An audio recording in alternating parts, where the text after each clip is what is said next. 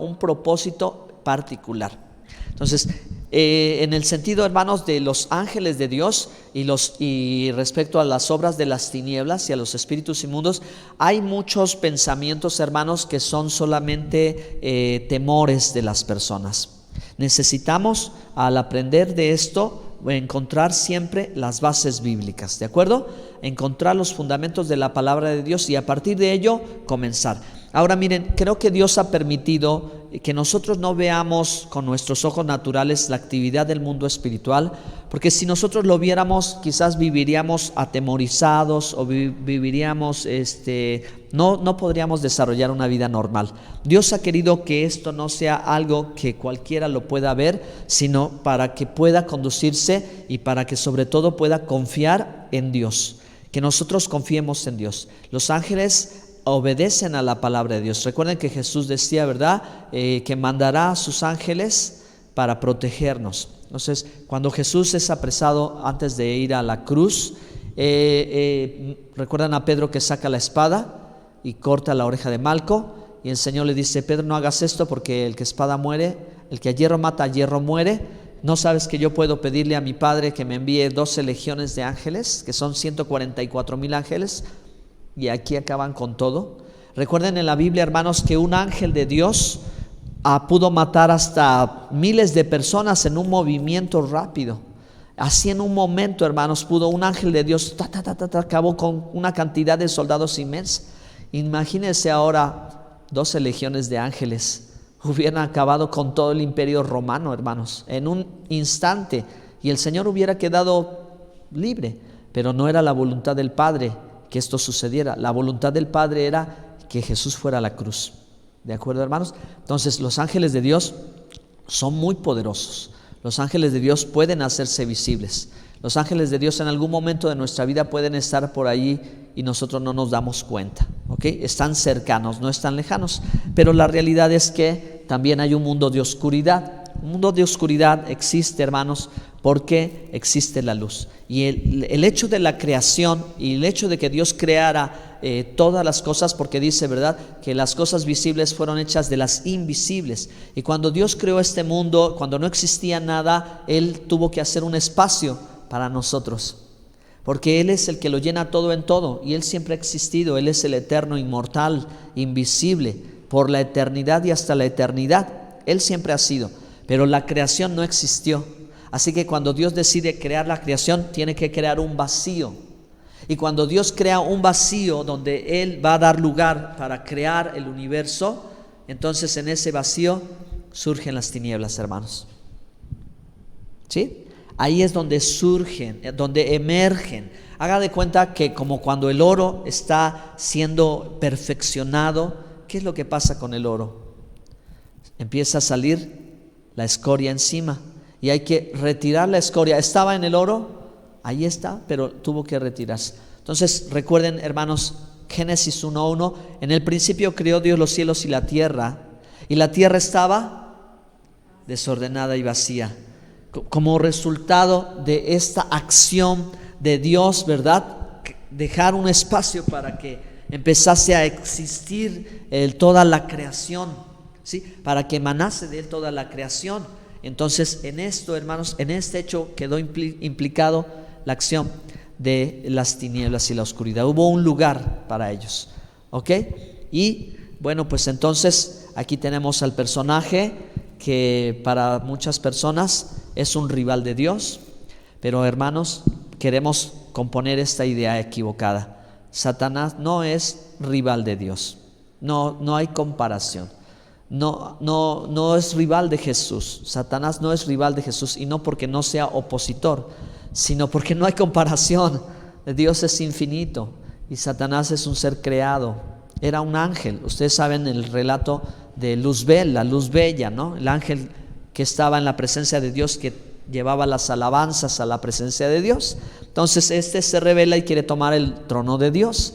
Así que arrastra la tercera parte de los ángeles y Dios los echa fuera del cielo, y están ahora en nuestro, por así decirlo, nuestro plano, en nuestro cielo, mas no en la presencia de Dios. ¿Ok? Andan aquí y están acá con un propósito. ¿Ok? Esto es lo importante, esto es lo que avanza. Aquí nosotros tenemos que avanzar. Ya no podemos tener la mentalidad común. Para eso es el estudio, hermanos. Para eso es la enseñanza y la formación teológica. Para que nosotros no solamente compremos la idea de que Dios contra Satanás. No, no hay comparación. No, hermanos. Jesús contra Satanás. No, tampoco hay comparación. No, porque es mucho menos. ¿Cómo podemos levantarlo tan alto como para pensar que es un rival de Jesús? No, no es su rival. No, hermanos, este ser caído es nuestro rival. ¿Sí? Él sí es nuestro rival. Él sí es el rival del ser humano, es rival del hombre. Por eso su nombre es opositor, su nombre de Satanás o el Hasatán, que el Señor lo reprenda, es engañador. Diablo, engañador, es nuestro adversario. ¿Pero de quién es adversario? ¿De Dios? No. ¿Adversario de Jesús? No. Es adversario nuestro. ¿Sí? Porque es un ser creado y Dios es Dios. Jesús es Dios, no es creado.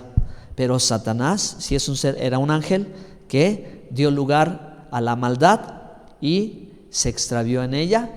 Y los ángeles no pueden arrepentirse, no tienen la posibilidad de arrepentimiento. Por eso están los ángeles caídos, los que también fueron arrastrados. No hay arrepentimiento para ellos, no hay posibilidades. Por ser seres inmortales, ellos adoptaron esa naturaleza y así quedarán. Como dijo Jesús en su palabra, ¿verdad? Echadlos al lago de fuego preparado. ¿Para quién? Exacto. ¿Para el hombre?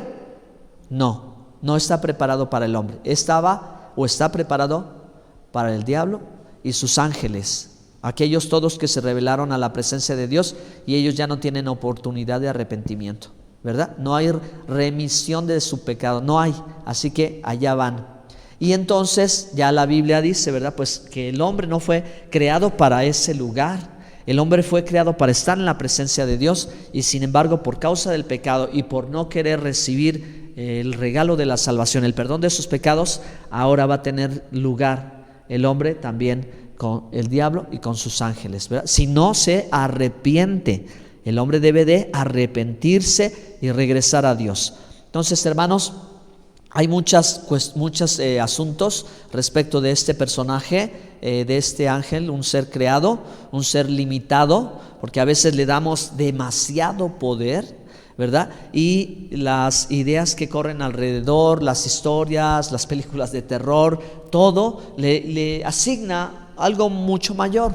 Cierto que tiene poder, cierto que que puede hacer cosas tremendas, pero tiene límites. Por eso, hermanos, aún el enemigo está sujeto a Dios. No puede hacer algo sin que el Señor lo permita.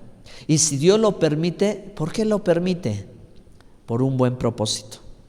Al final de cuentas, hermanos, desde en un principio, cuando Dios, ¿verdad?, que es omnipotente, omnipresente, omnisciente, conocedor de todas las cosas, a Dios la situación del huerto del Edén, del paraíso, no le sorprende a Dios, ¿verdad? Porque en el diálogo de la serpiente con Eva estaba consciente, y fue el libre albedrío, ¿verdad que sí, hermanos? ¿Conocen el libre albedrío?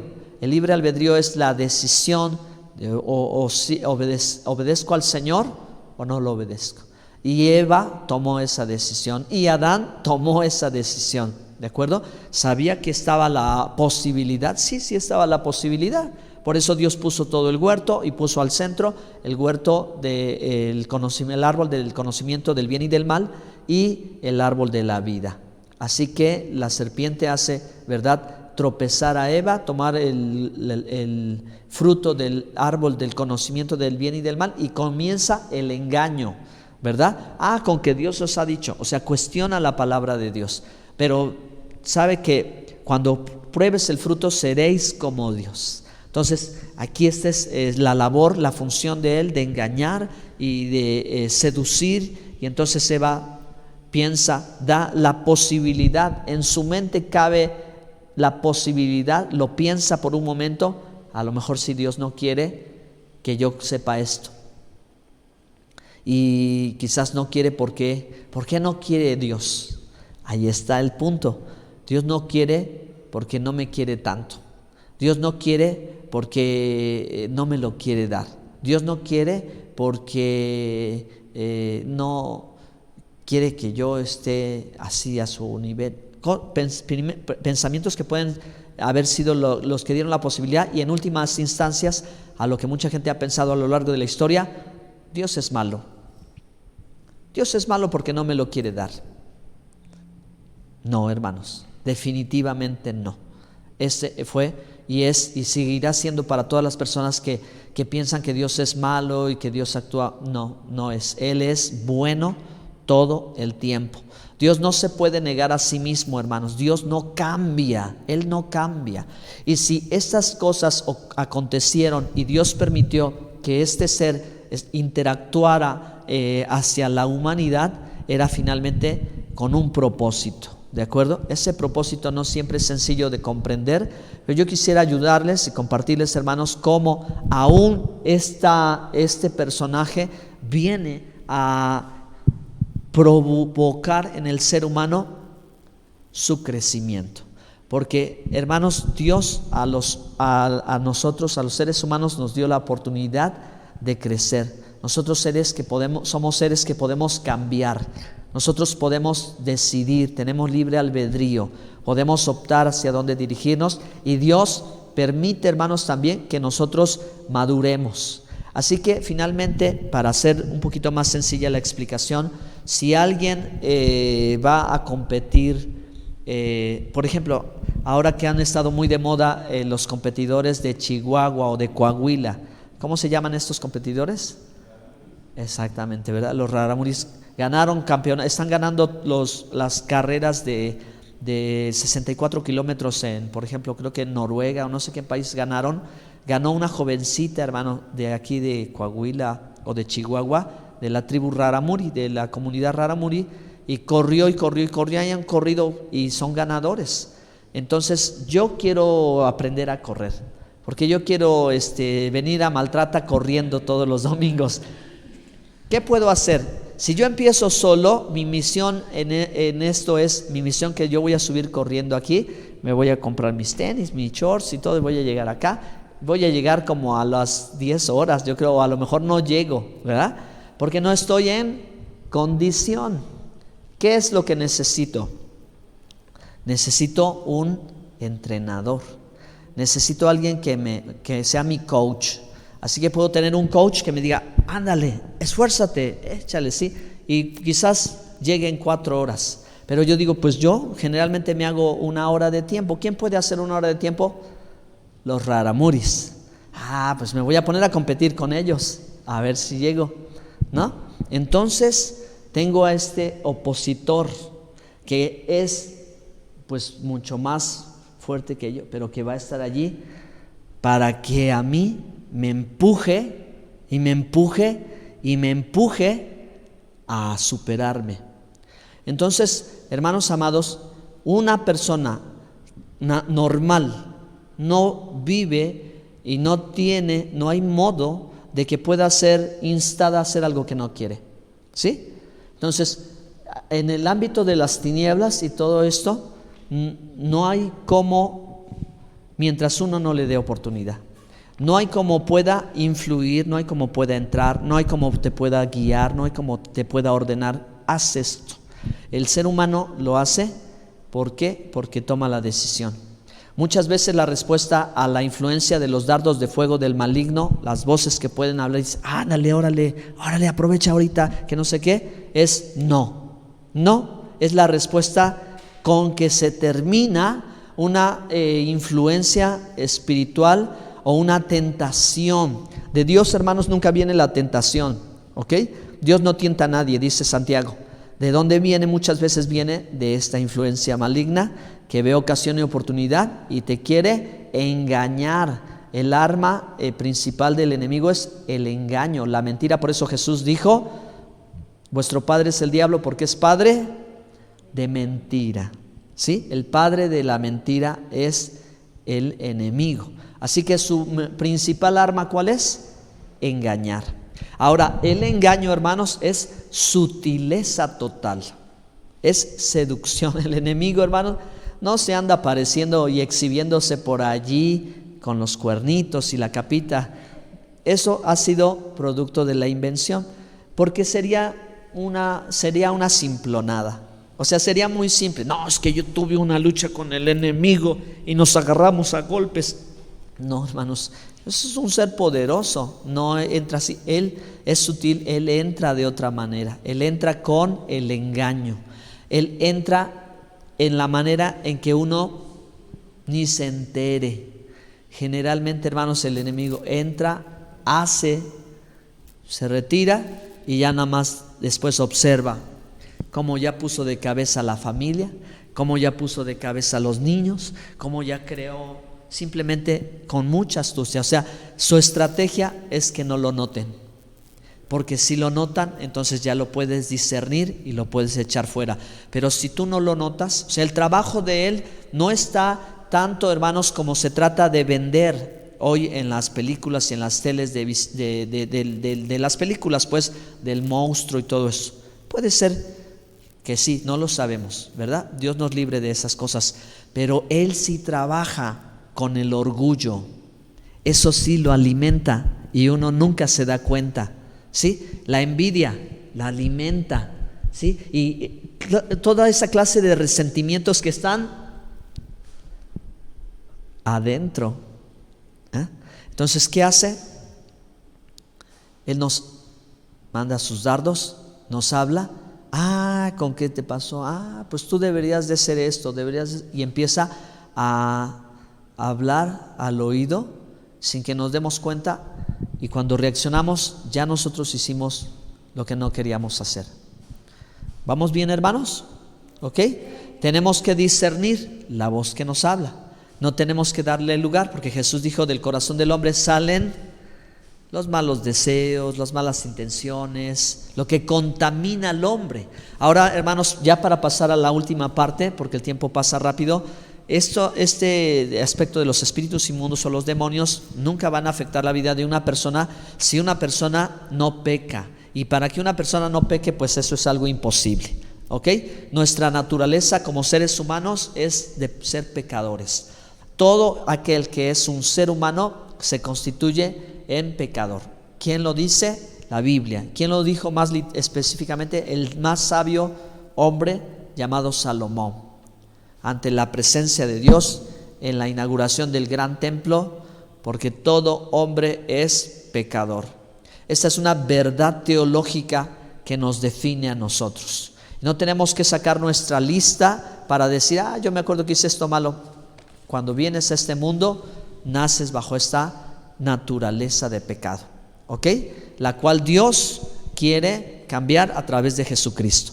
Pero, hermanos, obviamente que la acción de estos espíritus viene, ¿verdad?, a causa de situaciones específicas y de diferentes problemas o tipos de pecados. Hay ciertos tipos de pecados que son los que conlleva la influencia de este tipo de espíritus, pero cuando ya en la vida de un ser humano hay una constante en cierta situación, hace que se acumule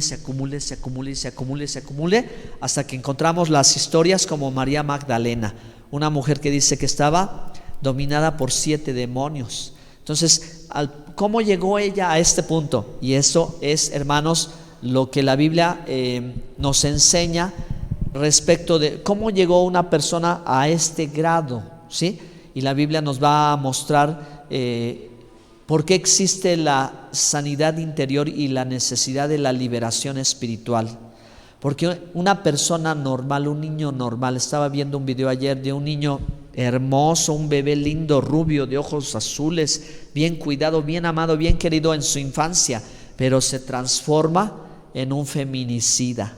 ¿Cómo llegó a ser? ¿Qué pasó en esa etapa de su vida si era una persona normal, ¿no? ¿Cómo se transformó en un monstruo? Su abuela decía: yo lo crié, yo lo cuidé. ¿Cómo se transformó? Esta es otra persona, no es él. Entonces, por eso, hermanos, lo que mencionábamos, que ciertos pecados son los que abren la puerta a la entrada y la influencia de los espíritus inmundos. Un verdadero creyente no puede ser poseído por un espíritu inmundo. ¿Okay? Las posesiones demoníacas ocurren de manera total y de manera parcial. Lo que más comúnmente ocurre siempre es la influencia de querer entrar en la mente de un creyente y hablar y decirte, ¿verdad? Y sembrarte en la cabeza cosas que te lleven a actuar. Entonces, por ejemplo, en el caso que les estoy diciendo de María Magdalena, cómo llegó allí, porque ella seguramente era una mujer de la vida galante, ¿verdad? ¿Cómo pudo ser? Si pudo haber tenido una infancia, quizás descuidos, quizás errores, quizás maltratos, quizás abusos, quizás violaciones, quizás escasez económica, que todo va empujando a la orilla a que una mujer llegue a una posición de estas en las que lo único que encuentras es vivir de esa manera, y todo eso empieza a acarrearle maldición y maldición y maldición, de tal manera que los espíritus hacen su morada allí. Cuando el Señor le libera, limpia la casa, los espíritus se van a lugares desérticos, y si la persona, ¿verdad?, no queda bien la puerta cerrada, es decir, mira, ahora tú eres una nueva criatura, ya no hagas esto, porque eso es, hermanos, el mensaje del Evangelio. Vete y no peques más, para que ninguna cosa peor te acontezca. Entonces, cerrar la puerta. Pero el movimiento de los espíritus es: regresan con otros 7 porque quieren hacerle la vida todavía más complicada. Y las personas que no se afirman, que viven la liberación de espíritus inmundos, pero vuelven a pecar, su condición es peor, hermanos. ¿Sí? La verdad es peor. Entonces, todo esto funciona en base a principios. Mientras no quebranten los principios, esto no va a dañar la vida de una persona. Cuando una persona empieza a quebrantar los mandamientos de Dios, es cuando el enemigo toma el derecho legal y dice: me pertenece. Y dice: yo puedo hacer esto por esto y por esto y por lo otro. Entonces, ¿cómo una persona se libera de esos derechos que le concede al enemigo para estar influyendo en su vida? Arrepentimiento, confesión de pecados, venir al Señor y pedir que la sangre preciosa de Cristo nos limpie de todo pecado y echar fuera al enemigo, hermanos. ¿Sí? Una persona no va a ser liberada de una opresión demoníaca si no, hermanos, ella, primera instancia, y lo tengo que confesar, si no fuese el Señor mismo que lo hiciera con su autoridad, Él mismo lo mandara y dijera: sé libre. Pero si no, de otra manera, el trabajo, hermanos, de un ministro es llevarle a la gente al arrepentimiento, a la confesión de pecados, a renunciar a todo lo malo que haya hecho, para romper hasta pactos satánicos, hermanos. Me ha tocado a mí esas experiencias de gente que he tenido que estar ministrándole 1 hora, hermanos, gente que no puede dormir, gente que siente que tiene algo, ve tinieblas, cosas como esas, a ministrarle, porque hay una causa. Entonces, cuando uno toma de raíz el problema y lo arranca, la gente es liberada. ¿Qué se necesita? Quebrantamiento de corazón, humillarse a la presencia de Dios. Dice el apóstol Santiago en su carta, dice someteos a Dios, resistid al diablo y de vosotros huirá. Entonces estamos en ese episodio donde hay gente enferma. Por eso decía, hay enfermedades que vienen de parte de estos espíritus, y hay enfermedades que son naturales, que son por vivir en este mundo, ¿ok? Pero a estos casos dice: sométese a Dios. O sea, someterse a Dios en la Biblia representaba, primero, no, ¿por qué me está pasando esto a mí? No tener esa actitud delante de Dios, sino ser humilde y decirle: Señor, que se haga tu voluntad, perdóname. Reconocer delante de Dios: quizá en algo te fallé, Señor, quizá en algo, si es esto en el ámbito espiritual, quizá en algo estuve equivocado. Someterse a Dios. Y luego, entonces, ya una vez que uno recibe este tratamiento de Dios, ahí es donde Dios empieza a romper las coyunturas, las ligaduras de maldad, y empieza a traer liberación, y Él trae sanidad. Entonces, hermanos, pues esto que compartimos el día de hoy es algo real. El mundo espiritual es real, el mundo espiritual está en actividad. Nosotros, hermanos, somos como el motor que mueve muchos aspectos del mundo espiritual. Por ejemplo, si la iglesia ora nosotros estamos haciendo un boquete en el cielo, estamos abriendo para el movimiento de Dios. La gente ora y lo que pedimos al Padre, Él manda a sus ángeles y empiezan a actuar. Amén. Nosotros oramos por maltrata, oramos por la gente. Dios va a estar mandando a los ángeles allí. Ellos van a estar luchando contra todas esas potestades que hacen que la gente no oiga y no vea. Entonces hay manera de orar y decirle: Señor, abre los ojos, abre los oídos, que la gente oiga. Y Dios va a estar enviando a sus ángeles para que luchen contra aquellos espíritus, alejarlos, y la gente de pronto reaccione y